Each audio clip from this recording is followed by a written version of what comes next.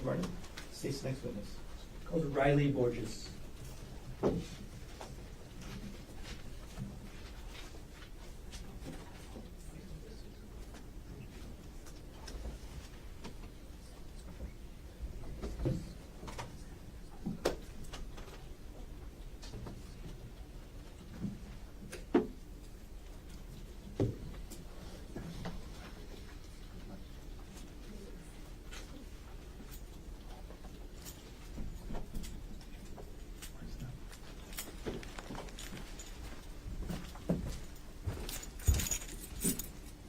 You do solemnly swear or affirm that the testimony about to give shall be the truth, the whole truth, and nothing but the truth? That's right.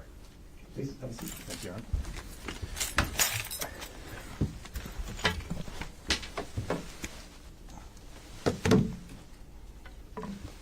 Good afternoon. Good afternoon. Could you please state your name? Riley Borges, Okay. Mr. Borges, what is your occupation? Honolulu police officer. How long have you been employed by HPD? Almost 6 years. Were you employed and on duty on March 24th, 2025? Yes. On that date, what was your assigned unit? I was part of the Criminal Investigation Division, Strategic Enforcement Detail. And at around 12:45 p.m. on March 24th, 2025, where were you dispatched to? I was dispatched to a hiking area known as the Palipuka. And what area is the Palipuka located in? It's located off of Pali Highway on Nu'uanu Pali Drive. And before you get to the puka, do you got to go to the lookout? Yes. When you got to the area that day, what were you asked to do? I was asked to canvass the area, the forestry area, to look for the suspect or evidence or anything that stuck out to us. When you say you were looking for to canvass for the suspect or evidence, what was the primary objective? Primary objective for myself and like our small unit was to look for the suspect. Did you actually go up the Palipuka trail? Yes.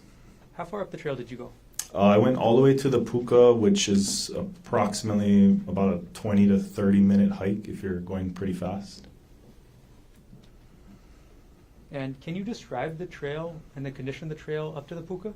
Yes, it's all dirt, some grass, loose footing, areas that have a steep incline. There's some areas that previously people tied up ropes because it's very steep to get up there. And then some areas where it's very narrow, that the cliff is right to your right. Which side, when you say it's to your right, is it the windward side or the town side? It'd be windward side. And do you know how big the cliff was?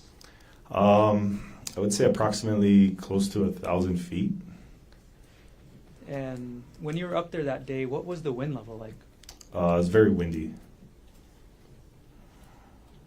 What was the terrain, you mentioned that you hiked up to the puka. Did you canvass any other areas as well? Yes. Okay, what areas were those? The kind of landing area where the incident had occurred. And can you describe the terrain, the ground cover of that area? That area was like a small opening, relatively flat, and grass and some brush around there. And then can you describe the ground cover generally of the area you canvassed? Generally, the trail itself is kind of a beaten path. You know, it's got some grass, but overall dirt and some rock. But as soon as you go off the trail, it gets to dense forest, dense bamboo, and other shrubs and bushes. Did you search the bottom of the cliff yourself? The windward side, you're asking? Yes. No, we weren't able to access that area. How long did you stay at the Pali Lookout area on March 24th, 2025? Around 5 to 6 hours. And what time did you leave? Approximately 1,800 hours, 6 p.m. Thank you. Who was with you? I was with Officer Nicola and Officer Koki. And where were you instructed to go? I was instructed to go back to the main police station. And that's 801 South Beretania Street? Yes. What was the route that you guys were taking? So we exited the parking lot of the lookout and We're on New Honolulu Road, headed townbound towards Pali Highway. Can you describe the vehicle? We were in a Nissan Quest, gray. It's like a van. Is this a police car or no? It's an unmarked vehicle. No police lights or sirens. Where were you positioned in the vehicle? I was in the second row, and I was in the middle, so I could see like the windshield. Yeah. Sorry, could you describe a little bit about this type of van and what you mean by that? I guess the best way to describe it is like a soccer mom van. It's, a passenger van. It can hold like 7 people. It's got the automatic sliding doors, that kind of stuff. Got it. Okay. And then, so second row, was there a row behind you? Yeah. And as you were driving down New Wanupali Drive in the middle seat, what did you observe? From about 100 yards away, I could see a male exit what appeared to look like he exited the brush area and onto the road. Can you describe the male that you observed? From about 100 yards away, I could just see that it was a male, lighter in skin color, and I saw like blue clothing of sort. How close did you get to him in that vehicle? From 100 yards, when we first saw him, we drove right up to him. And then once you drove right up to him, what window of the vehicle were you seeing him out of? The windshield, primarily. And were you able to make any other visual observations as you got right up close? Yes. While we were still driving, from about 20 yards away, I was able to identify who the suspect was. Who did you identify him as? Gerhardt Konig. And how did you identify him? I previously looked at his Hawaii driver's license on our computer system to familiarize myself with his appearance.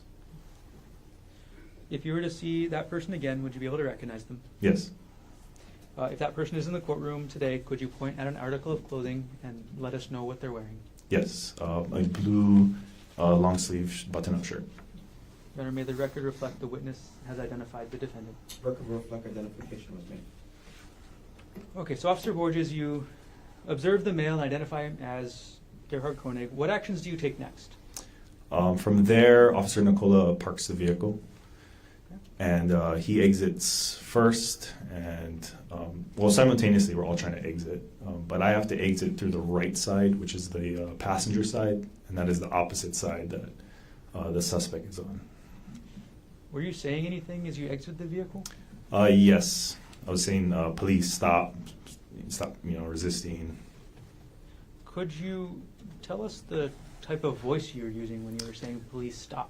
Loud, commanding voice to announce my presence and to stop. Officer Borges, if you could, maybe you lean back from the microphone before you do this, but could you demonstrate? Yes. Police, stop! Thank you. Did you give the defendant a chance to comply? Yes. About how long? A few seconds. And how many times did you say police stop? I don't know the exact number, but we're trained to just continuously say that until we get compliance. What did the defendant do after you said police stop? As I was saying police stop, I noticed that he was trying to go further into the brush area, which is immediately off the road is the forest. Right. And after you see the defendant going towards the forest, what do? That's when, at that time, I'm still on the passenger side trying to wrap around, and I briefly break visual contact, and by the time I come around, that's when I see Officer Nicola close to the suspect. Okay. When you say you break visual contact, what does that mean? Just in the actions of me getting out of the van and having to run around I momentarily lost the visual of the suspect. Got it. So like as you were exiting out the passenger side, you couldn't see him? Yes. Okay. So you mentioned Officer Nicola. Was anybody else pursuing the defendant at that time? Yes, Officer Koki. Who got to the defendant first? Officer Nicola. Did you see Officer Nicola and the defendant's first contact together? Not the first contact. Okay. Can you describe what you saw as you came around the vehicle? As I came around the vehicle, Officer Nicola and the suspect, they were already on the ground, and Officer Nicola was attempting to detain or subdue the suspect. And what did you observe the defendant doing as Officer Nicola was trying to detain him? He was on the ground, flailing his arms, kicking his legs, trying to move his body. Well, was the defendant doing anything with his arms? Yes, he was. In addition to flailing it, he was tucking it under his chest area while he was prone on the ground. Did you have any concerns over seeing the defendant tuck his arms under his chest area? Yes. What were you concerned about? I was concerned that the suspect would be reaching for his waistband, which is a common area that people hide tools or weapons of such. Okay, so after you see this, can you explain the steps that you took? Yes. So by that time, Officer Nicola, Officer Koki were trying to subdue the suspect. I went around to kind of his legs area and just tried to take a hold of his legs and hold it down. Okay. Was that able to work? Not initially. We were able to keep him on the ground, but we're still trying to restrain him. Okay. Sorry, maybe I should rephrase that. When you grabbed the defendant's legs, were you able to gain control immediately? No. Okay. What was the defendant doing at that point? That point, you could still feel his body resisting our movements to get him into a handcuffing position. Can you explain then, after that point, the steps that you used to help detain the defendant? So I attempted to grab his arms, but because they were tucked, I wasn't able to grab it. So I delivered a few strikes to his right thigh. And did you refer to those strikes as muscle dysfunctional strikes? Yes. Okay. Can you explain what those words mean? Yes. A muscle dysfunctional strike is a strike used on a part of the body, on the muscle, so that it kind of gives the muscle a stun, and you're not able to use it for a few seconds. And where did you deliver those muscle dysfunctional strikes? To his outer thigh area. As you were delivering these dysfunctional strikes, were you saying anything? Police, stop. Were you telling him anything else? Stop resisting. Did you tell the defendant what to do with his hands? Place them behind his back. So as you were telling the defendant to stop resisting and to place his hands behind his back, did that work? No. So after you've now done the muscle dysfunctional strikes, you told the defendant to place his hands behind his back, what was your next step? The muscle dysfunctional strikes weren't working, so I switched to more of a pain compliance type of strike. And what's the difference between the muscle dysfunctional strike and the pain compliance strike? The pain compliance strikes are going to target areas such as your ribs. That is so... when you deliver those strikes, you can feel the person kind of lose the will to fight, is what it's called, and they'll you can feel their level of resistance decreasing.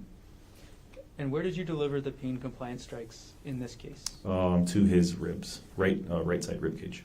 And how many of those strikes did you deliver? Approximately 2 to 3. Were those effective? Yes. So after those pain compliance strikes were effective, did the defendant continue resisting? Very slightly, but we were able to get his arms behind his back. Ultimately, was the defendant apprehended? Yes. Who actually conducted the arrest? The arrest was made by Officer Nicola. Sir Borges, what were you wearing that day? I was in plain clothes attire, which is sort of like a tactical long pants, a plain T-shirt, and a badge on a lanyard around my neck. When you say tactical, is that like military style? It's plain in color, but it's like a 5'11" type of pants, if you're familiar with that. Sir Borges, how tall are you? About 6'3". And on that date, March 24th, 2025, approximately how much did you weigh? 235 pounds. And did everything you testified to occur in the city and county of Honolulu, state of Hawaii? Yes. Thank you. I have no further questions at this Thank you. time. Cross-examination. Thank you. Good afternoon, Good afternoon. Officer Borges. Just a few questions. So you mentioned unmarked vehicle, correct? Yes. No sirens, no HPD the soccer mom type of van, yes? Correct. And also not in your uniform, plain clothes, yes? Yes. And as part of that, you were part of the strategic enforcement detail that day, yes? Yes. And so the strategic enforcement detail, HPD, you guys don't wear body cams, correct? Correct. So you're in an unmarked car, you're in plain clothes, no dash cam, correct? Correct. No dash cam, no body cams, and now you come up upon this suspect, yes? Yes. And you understood that by this point that in terms of just some of what was in your head and the actions you took, you understood that there was an allegation that about syringes, yes? Yes. Okay. And obviously, when you're apprehending a suspect, officer safety is one of the, very, very important, yes? Yes. You don't want to take any chances, correct? Correct. So the three of you, and you mentioned did you say at the time you're 6'3"? Yes. 6 foot 3 inches tall Correct. and 235 pounds. Yes. Officer Nicola told us he's 300 pounds at the time. And I guess we're going to hear from Officer Koki, but he's a good-sized guy too, correct? Yes. So the three of you get out of the unmarked car in plain clothes, roughly at the same time, and the three of you move towards Gerhardt, correct? Yes. Okay.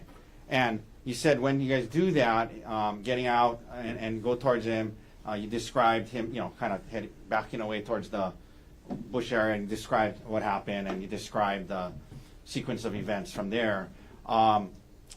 Following an incident like this, or whenever force is used, you have to fill out a use of force form, correct? Yes.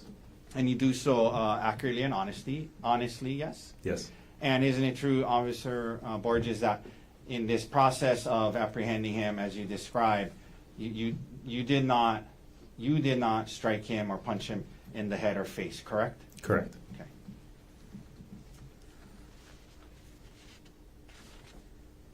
One second.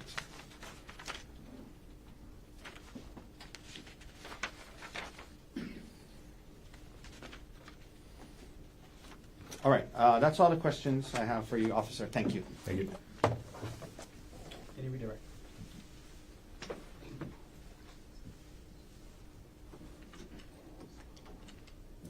No, thank you. Officer Borges, thank you very much. Thank you, Step up. Watch that first step. Yes, thanks.